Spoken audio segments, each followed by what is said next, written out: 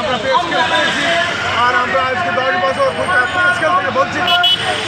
আমরা 15 সালে একটা পে স্কেল পেয়েছি এবং আমরা 20 সালে যে প্রমোশন আমরা পে স্কেল পেতাম, সেই পে স্কেল আমাদের সর্বনিম্ন 8,250 আমরা যদি 20 সালে পাই তাহলে সেটা ডবল হয়ে 16,500 হয়। সেখান থেকে আমরা বঞ্চিত।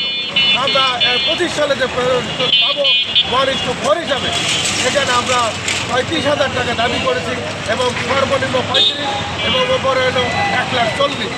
আমরা বর্তমানে পে স্কেলে পাচ্ছি 9.5 স্কুল হিসাবে, সেই হিসাবে 20টা গেট আছে। আমরা এই 20টা গেটকে 10টা গেটে কমাতে বলছি। 10 গেট হলে আমরা 1:4 হিসাবে বেতন আমাদের 35,000 টাকা। এই 35,000 টাকা আমাদের দিতে হবে, তাহলে আমাদের 6 জন দিয়ে ফ্যামিলি নিয়ে সংসার চালানো খুবই কষ্ট। আমরা আশা করেছিলাম আমাদের প্রধান উপদেষ্টা আশার আলো জ্বালাইছিলেন, আমাদের একটা কমিটি করছেন পে স্কেল।